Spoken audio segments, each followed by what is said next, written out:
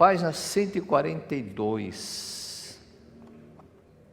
Antes do 42, vamos recapitular um pouquinho o 141, que aqui tem um texto muito importante, é o capítulo Homem.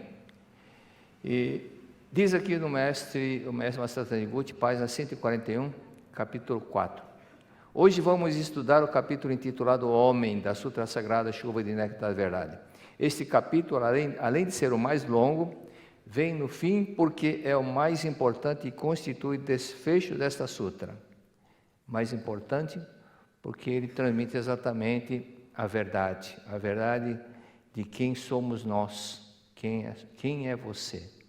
Esse é um fato que quando as pessoas não conhecem quem ela é, não aquela imagem que ela tem dos seus complexos, dos seus sentimentos, dos desejos, das frustrações, mas a sua natureza divina. E que então o homem, o que é o homem? Todo ser humano, todo homem é filho de Deus, compreendendo realmente, esse não é superficialmente. Tem pessoas que, lamentavelmente, ainda estão muito longe de compreender, de aprofundar, então vem na Seitione só para a solução daquele problema e depois desaparece. E posteriormente ela volta por quê? Como não compreendeu a verdade, ela entra em estado de ilusão e novamente começam a surgir outros tipos de problemas. Então, por que sai então? Por que não continua firme? Então, vai acumulando uma série de frustrações e também uma série de complexos, porque tudo que ela começa a fazer, ela interrompe. Tudo que começa a fazer, interrompe. Tem algumas pessoas que estão assistindo a aula desde o começo, né? O senhor não perdeu nenhuma aula. Quem que nunca perdeu uma aula? Tem bastante. O Gerson também nunca perdeu? Parabéns, Gerson. Quando o Gerson não está aqui, está lá em Brasília assistindo, mas está assistindo. Compreendendo realmente o que o homem é filho de Deus, compreendendo que é filho de Deus, a gente começa a analisar como os povos antigos, não somente os europeus, mas até os indígenas, né, os incas, astecas e maias, a ideia de Deus, o conceito que eles tinham de Deus, estavam totalmente equivocados. Lá no Discovery, descobriram que alguns sacrifícios que os incas faziam, eles engordavam as crianças para depois serem sacrificadas, para deixar Deus alegre, porque tinha medo de Deus. É um conceito totalmente errado, né? Como se Deus castigasse. Compreendendo bem realmente o que é o homem é filho de Deus, ocorrem fatos milagrosos, como a cura imediata da paralisia, doença gástrica, neurose, etc. Tais ocorrências podem parecer inexplicáveis aos olhos de terceiros, mas são fatos mais naturais do mundo. Né? Milagre não é curar-se da doença, milagre é ficar doente, diz o mestre, porque a nossa natureza é a vida de Deus, e a vida de Deus é perfeita, então isso é o natural. Inexplicável é o fato do homem, sendo filho de Deus, sofrer derrame, ficar paralítico, sofrer de estômago ou ficar neurótico. Isso que é fugir da regra, isso daí é criações da mente em ilusão. Então, isso não é o correto, é incorreto, porque a sua postura, o seu modo de pensar, o seu modo de agir, o seu conceito, a ideia que ele tem de si próprio está errado, por isso que manifesta as coisas erradas na vida dela. Se o homem é originariamente filho de Deus, perfeito e dotado de infinita força vital, é impossível que ele adoeça, Portanto, acontecer tal fato é impossível, que é o inexplicável. Aqui na página 142, na primeira linha, que é aquela parte da sutra, aquele que cumpre a minha palavra não se afasta do caminho. Aquele que cumpre a minha palavra. Geralmente, as pessoas correm, chegam nessa parte e começam a correr, já esquentou o motor, já começa a correr para chegar ao casulo. Então, não para analisar algumas palavras. Aquele que cumpre a minha palavra não se afasta do caminho. Em verdade vos digo, não é o servo maior do que o seu senhor, nem é o enviado maior do que aquele que o enviou. o senhor é maior do que o empregado. Senhor, né? E Deus é sempre superior àquele que enviou para a terra. Se sabeis destas coisas, bem-aventurados sois se praticardes. Entenderam? Não. Porque eu só peguei um pedaço. Por que Cristo disse isso? Em que momento que Ele disse isso? Olha que coisa bonita. Ora, se eu, o Senhor e Mestre, porque os discípulos falaram, o Senhor é o nosso Mestre, o Senhor é para nós, né, chamando Cristo de Senhor e Mestre.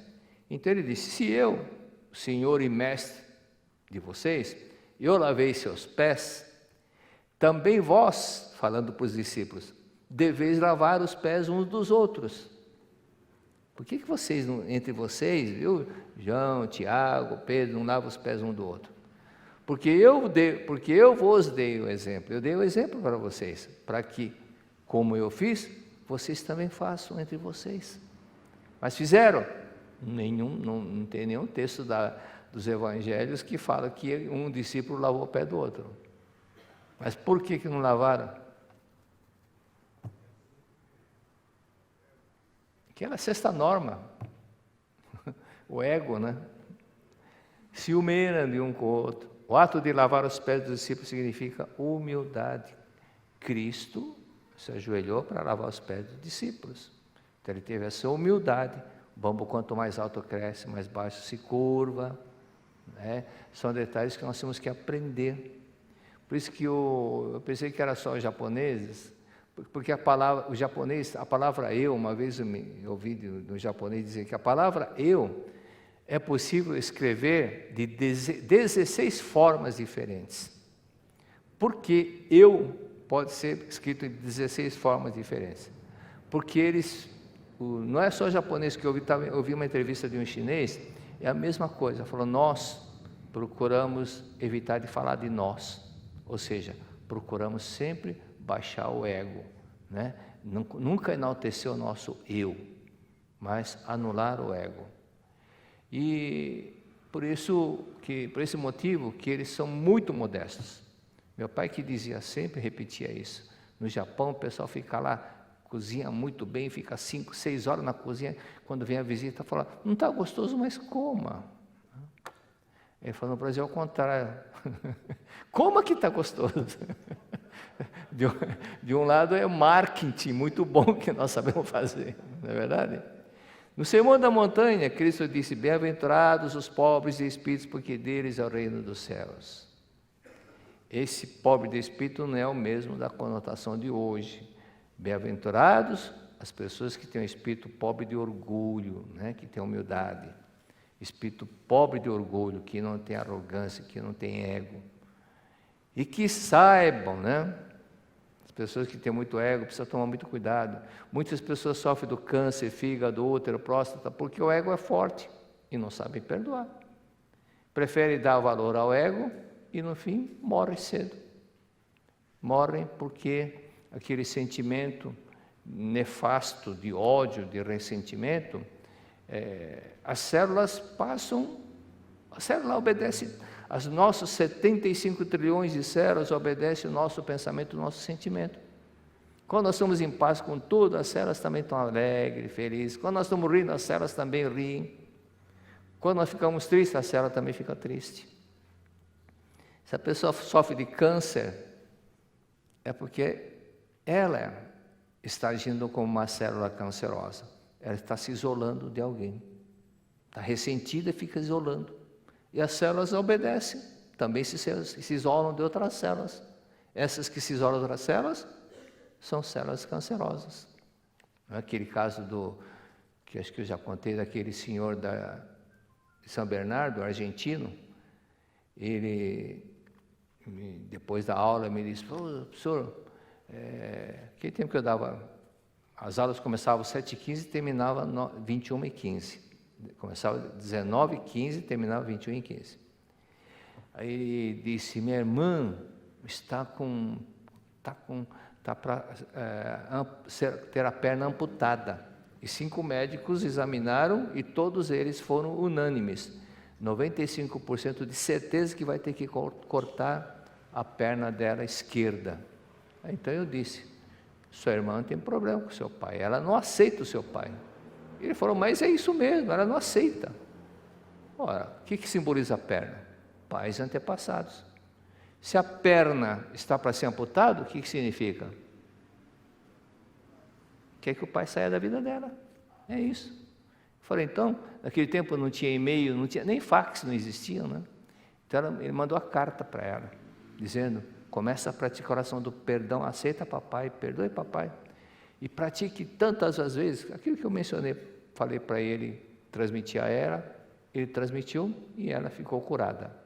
Então são simbologias, né, que manifestam, tudo por causa do ego. Se humildemente perdoar e reconciliar, bem-aventurados serão todos e também ficarão curados. Reconcilia-te com todas as coisas do céu e da terra. Esse é o primeiro ABC da Seichonoye, reconcilia-te com todas as coisas do céu e da terra.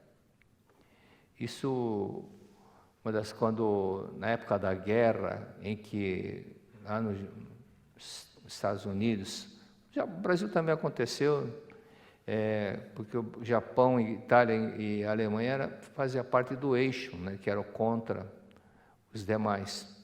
Então, um militar, um oficial do exército americano foi investigar uma casa onde se faziam reuniões da Seichonoye.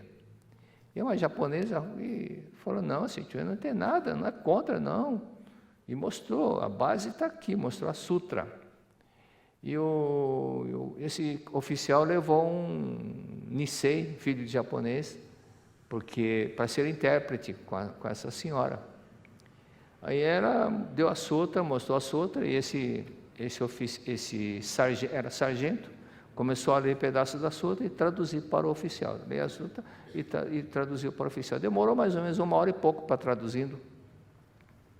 Aí quando ele, depois de 1h15, 1h30, que ficou traduzindo, ele pensou gozado.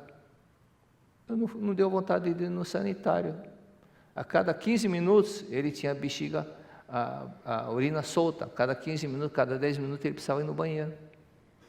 E ficou curado quando foi traduzindo a sutra para o chefe dele. Se sabeis estas coisas, bem-aventurados sereis se vós praticardes. Então, quando a Seichonoye fala anular o ego, é um exercício que nós temos que fazer conosco mesmo. Treinar para que as coisas comecem a melhorar. Normas fundamentais praticando Seichonoye: agradeça todas as coisas do céu e da terra. E às vezes a pessoa está tão fora da casinha que quando falem para fazer uma coisa, praticar, treinar, recitar, ler, nem começa a fazer. Preguiça de fazer. O hábito de fazer as coisas que não levam a nada e não treina, não procura se educar. Então experimente agradecer. Toda hora que puder, vai agradecendo. Cada passo que você der, agradeça, agradeça, agradeça. Está dirigindo? Obrigado, obrigado, obrigado, obrigado, obrigado, obrigado, obrigado. Lá na terra do Felipe, em Recife, uma vez, em 78, uma senhora me disse que ela estava dirigindo o carro e desgovernou, caiu na água do mar, na praia da Boa Viagem. Aliás, uma praia muito bonita. E ela não sabia nadar. Conseguiu sair do carro antes que o carro afundasse, saiu pela janela, que depois que começa a afundar, a pressão da água não deixa, não tem como abrir a porta. Ela saiu do carro e foi obrigado, obrigado, obrigado, obrigado. Não se sabe como que chegou na margem e não sabia nadar. Mas o obrigado, obrigado, o anjo conduziu. Teve um caso italiano que também furou o barco dele, ele ficou no mar sem nada e depois ele chegou na praia. Foi: italiano, como é que você chegou se você não sabe nadar? Vim parlando. Que italiano usa muito a mão para falar, né? Por que reclama de tudo? Da chuva, do calor, do cônjuge, dos filhos, de uma sujeirinha no chão, da comida que a esposa fez com tanto amor, da condução que estava cheia. Reclama de tudo, porque choveu, está chovendo, porque não sei o quê. Reclama de tudo. Se você que reclama da condução que você toma está muito cheia, então vai lá ficar 1 ano, não precisa ficar a vida toda, não. Fique 1 mês na Índia. Olha aqui, ó. Esse é o trenzinho de lá, viu? Se não quiser pegar o trem, então pegue o ônibus.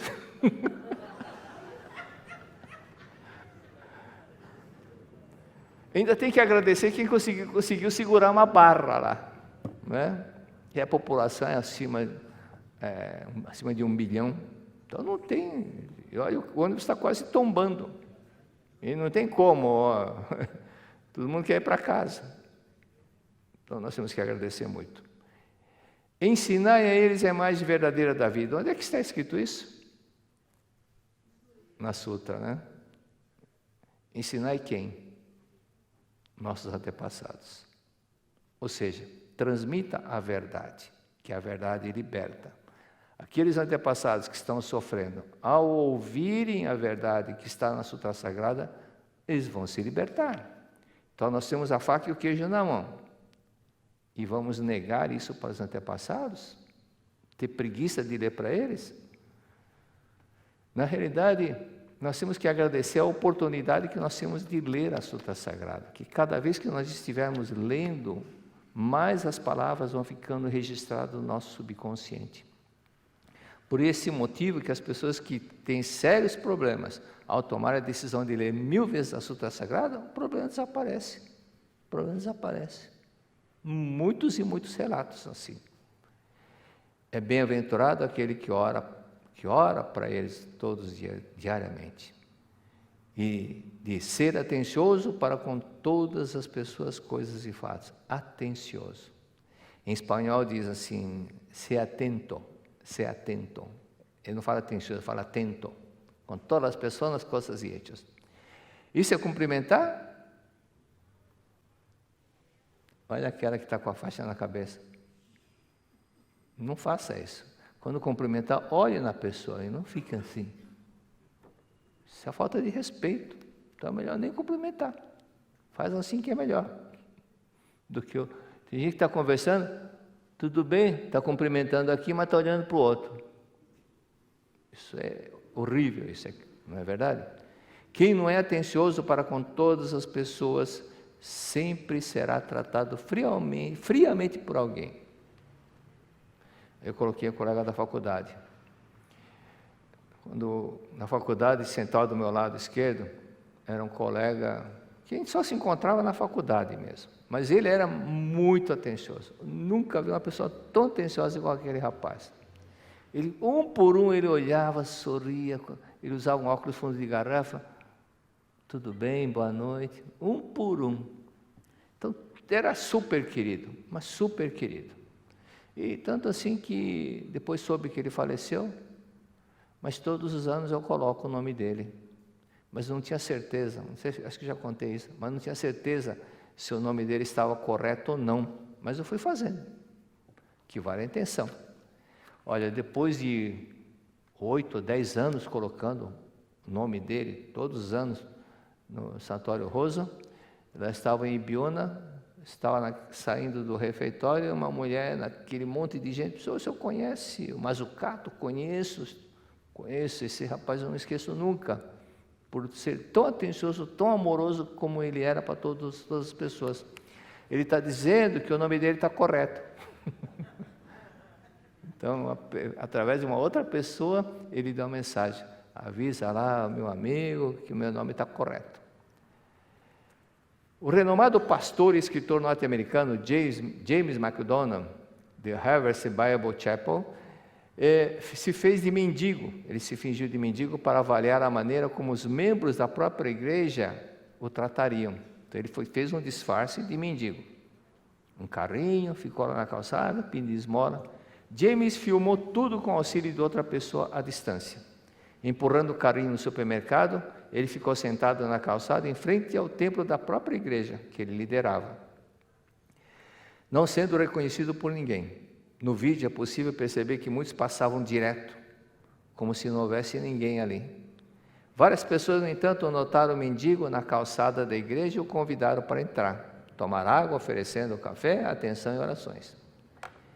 Ele chegou a chorar. Ele disse que chegou a chorar quando algumas pessoas fizeram isso. Aí ele disse: você sabia que seu Pai no céu oferece a mesma graça para todos, inclusive a pessoa que é mais difícil de nós amarmos, disse James, após entrar no templo empurrando o mesmo carrinho e com o mesmo disfarce. Ele só revelou a sua identidade quando já estava no púlpito, surpreendendo a todos. E disse, Deus não tem favoritos, e que por isso devemos tratar todos igualmente. Aqui ele finge, disfarçado de mendigo, carrinho de feira do lado, e ele subiu no púlpito, foi quando notaram que ele estava com disfarce de mendigo. As pessoas discriminam, né? E quando não vê no outro valor, que é valor de filho de Deus. As pessoas, porque é pobre, porque é rico, porque é famoso, não sei o quê, a atenção já trata diferente. Não, temos que tratar todos iguais. Cristo tinha esse amor, mesmo arriscando a vida de ser condenado à morte, ele descia no Vale dos Leprosos, curava as pessoas no sábado, porque na época tudo era proibido, sábado tudo é proibido, mas ele fazia isso. Então esse amor, ser atencioso para com todas as pessoas é muito importante, né? As pessoas que olham muito o lado material, porque é pobre e fica discriminando, não pensam que pobre ou rico é relativo, que o rico pode estar pobre amanhã e o pobre pode estar rico amanhã. Como aconteceu também com aquele outro, acho que eu já falei de um senhor que era milionário, era empresário milionário, e perdeu tudo. Hoje ele mora que ele casou com se não me engano foi uma senhora filipina, e perdeu tudo. E hoje ele engraxa sapatos, mas hoje ele é outra pessoa. Se antes ele via com tanto ego, com tanta arrogância, hoje diz que ele é muito atencioso. Perdeu tudo para evoluir. Perdeu tudo que é material para crescer espiritualmente. Às vezes acontece isso porque nós viemos para isso. Na página 142, no primeiro parágrafo, diz, lembrando que o capítulo Deus da Suta Sagrada, de chuva de néctar da verdade, os adjetivos que definem Deus são sagrado, supremo e infinito. Mente, vida e lei. Mente que permeia o universo, vida que permeia o universo e lei que permeia o universo. Deus é verdade. Deus é verdade. Por isso que quando fala Deus, pode falar luz. Se não quiser usar a palavra Deus, pode usar a palavra luz, palavra verdade. Sabedoria, amor absoluto. Absoluto, não relativo. Relativo é igual a nossa conta bancária. Pode ficar positivo, pode ficar negativo. Isso é relativo. Mas absoluto é sempre absoluto. E o amor de Deus é sempre absoluto, não é relativo. Ele não fica discriminando, para esse eu dou, não vou dar, para esse daqui, esse merece ou não merece. Deus não fica julgando ninguém. Ele não fica, porque está mais bonitinho eu vou ajudá-lo. Não, porque esse rezou mais bonito eu vou ajudá-lo. Não, Deus é lei. Age de acordo com a lei. Não é porque procurou usar palavras difíceis que Deus vai atender. Não. Não adianta descabelar tudo, Deus me ajuda esse pobre coitado, não adianta fazer teatro, porque Deus age como lei. Então, isso é que nós temos que compreender. Como que é essa lei? Você está de acordo com a lei de Deus, que é a lei do amor? Tudo bem, Deus está pronto para atender. Mas se você não agir conforme a lei de Deus, que é o amor, não adianta ficar rezando. Por isso que uma vez chamei a atenção no local, que o pessoal dizia, vamos fazer maratona de suta, vamos ler fazer maratona de suta. Falei, não adianta fazer maratona de suta se vocês não entram em harmonia. Não adianta. Não tem, Deus não está presente quando acontecem essas coisas. Aquele caso que eu citei do Yogananda, né, daquele senhor negro que rezou e lamentou para Jesus Cristo. Eu, por ser negro, não me deixo entrar na igreja. E Cristo falou, tenha paciência, perdoe. Porque faz 25 anos que eu estou tentando entrar naquela igreja e eu não consigo, né? Nem eu consigo, não é verdade? Então, são coisas que nós temos que aprender a manifestar esse amor, essa lei é Deus, é lei. Então, agir conforme Deus, né? Sempre com amor, com a gratidão. Temos que entender que existe a lei da causa e efeito, a lei do karma. Se você está sendo vítima de uma situação agora, com certeza você aprontou na outra. Com certeza. Ninguém colhe abacate plantando melancia. A lei da causa e efeito não é teoria. E tem gente que pensa que é teoria. Distrata as pessoas e depois vai colher o que não quer. Por isso que Deus não criou nada de errado. Deus não criou o mal. Aí alguém pode perguntar, mas na oração Pai Nosso está escrito. Cristo falou, livrai-nos do mal. Esse mal que Cristo disse não é o mal. Esse mal que Cristo disse, livrai-nos dos karmas, das desintegrações, dos pecados que eu cometi, livrai-me dessa colheita. Isso que é o mal. Aquilo que não é bom que eu plantei, não deixe que eu colha agora não, Deus. E podemos simplesmente transcender o karma, porque o karma é a lei, mas não é sentença. É lei da mente, mas não é sentença. Em verdade vos digo, quem ouve a minha palavra, que é a verdade, e crê naquele que me enviou, e crê em Deus, tem vida eterna e não incorre na condenação, mas passou da morte para a vida. Não incorre na condenação, não vai para o inferno. Na verdade, essa condenação não é Deus que condena, Deus não condena ninguém, mas é uma autocondenação, é uma autopunição, é uma autopurificação que o espírito vai para aquele lugar de acordo com o estágio, de acordo com o karma dela, mas não tem condenação. Não tem aquele julgamento, juiz, promotor, advogado, isso não existe no mundo espiritual. Automaticamente, de acordo com o estágio, de acordo com cada um, de acordo com o sentimento que a pessoa guarda, de acordo com a índole de cada um, ela vai pela lei da semelhança naquele local, pela lei da semelhança. Continuando o mesmo texto, na terceira linha, primeiro parágrafo. Terceira linha, primeiro parágrafo. Entretanto, como a verdade em si é invisível e inaudível, ela se personifica em forma do anjo e se manifesta de forma visível e audível aos nossos olhos e ouvidos. Então, aqui, antes diz aqui, eu sou a verdade, sou anjo enviado pela verdade, sou anjo enviado da verdade, sou enviado do céu. Em seguida diz, eu sou anjo enviado pela verdade, ou seja, pela verdade já enviado por Deus. Então, diz aqui, entretanto, como a verdade em si é invisível e inaudível, ela se personifica em forma de anjo, a verdade se personifica em forma de anjo. Personifica porque Deus não tem forma. Deus não tem forma. O ser humano tem forma, a cadeira tem forma, a mesa tem forma, mas Deus não tem forma, Ele é amorfo. Mas como que Deus pode se manifestar para que as pessoas reconheçam, para que todos saibam que ali é Deus? Então, Deus, aquela luz, aquela vida emanente do universo, ele aparece personificado, em forma de persona, de pessoa. E essas personificação são as divindades, né? Que aparecem em forma de divindades, de Bodhisattva, que reflete os sons do mundo, para os budistas, para os shintoístas aparece como Deus Sumiyoshi, para nós cristãos, como o Arcanjo Miguel. O Arcanjo Miguel, o superior a todos os anjos, que os anjos, dentro de todos os anjos, tem aquele que é o anjo mor. O anjo mor, então, é aquele que está bem próximo de Deus, né? Próximo de Deus, que está aquele que é o mais puro realmente, aquele que conseguiu galgar e chegar lá. Como Cristo também. Cristo também foi um ser comum, passou por tudo que nós passamos. Reencarnou, foi corintiano, foi palmeirense, foi são paulino, foi tudo.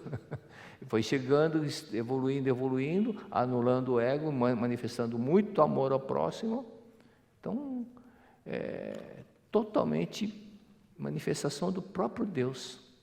E isso todos nós temos que chegar lá. Todos nós iremos chegar lá.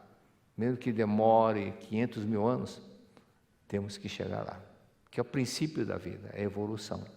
Mas tem aqueles que estão patinando, não evoluem. Então chega uma hora que precisa de um tratamento de choque. Nesse tratamento de choque, é aqueles que morrem, as pessoas que morrem tragicamente. Mas nem todas as mortes trágicas significam que seja espírito não evoluído.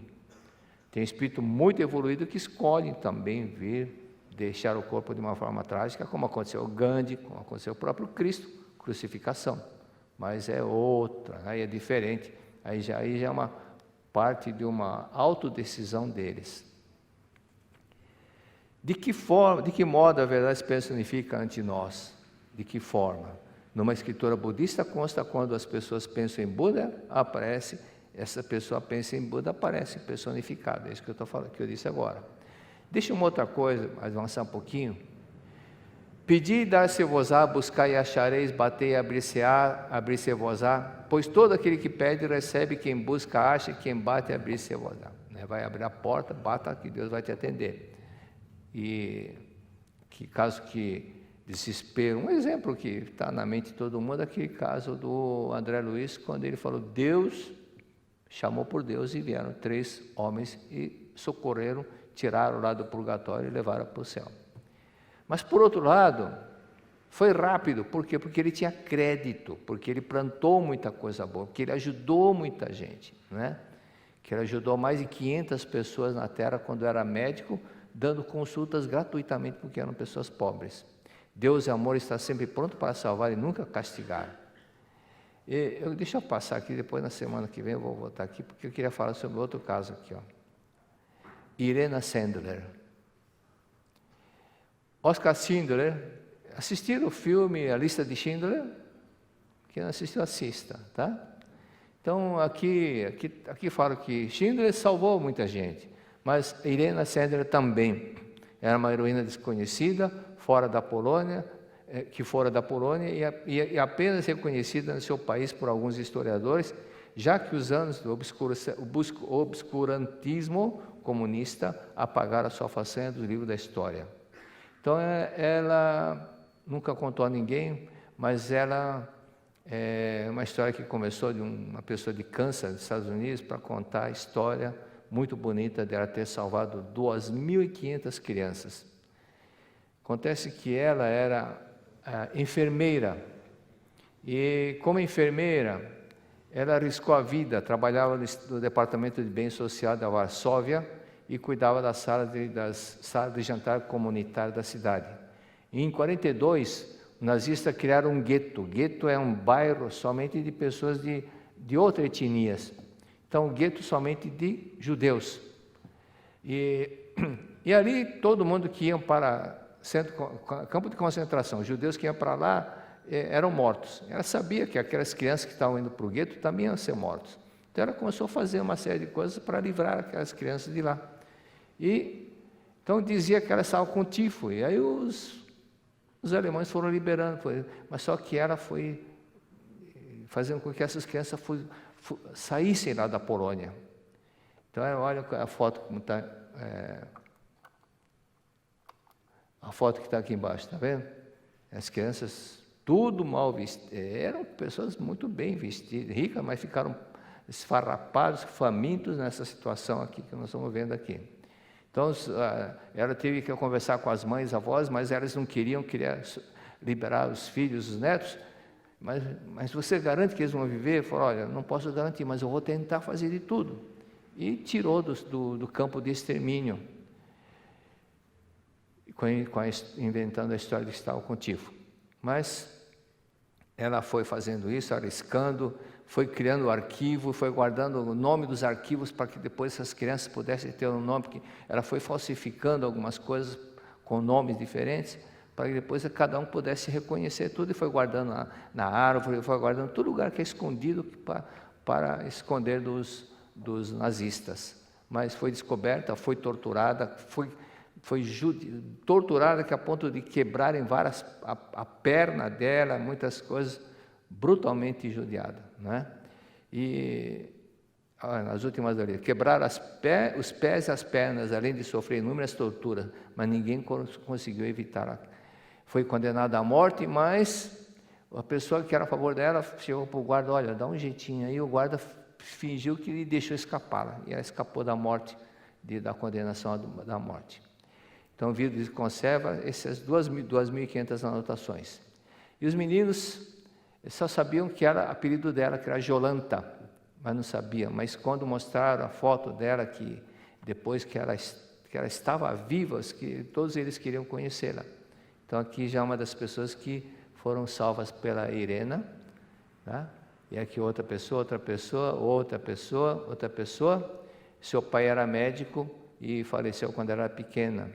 Então ele sempre dizia para ajudar o próximo, salvar, não importa a religião, a nacionalidade, a etnia, a cor da raça, nada disso, tinha que salvar. Aqui quando ela era jovem, aqui como ela era enfermeira, e aqui está a Irena, né? Por isso que é uma heroína que salvou 2.500 pessoas.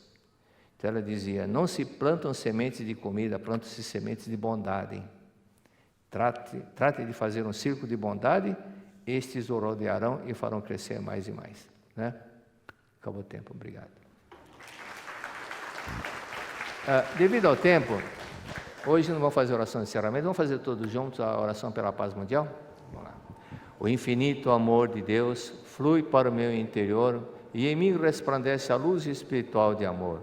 Esta luz se intensifica, cobre toda a face da terra e preenche o coração de todas as pessoas com espírito de amor, paz, ordem e convergência para o centro.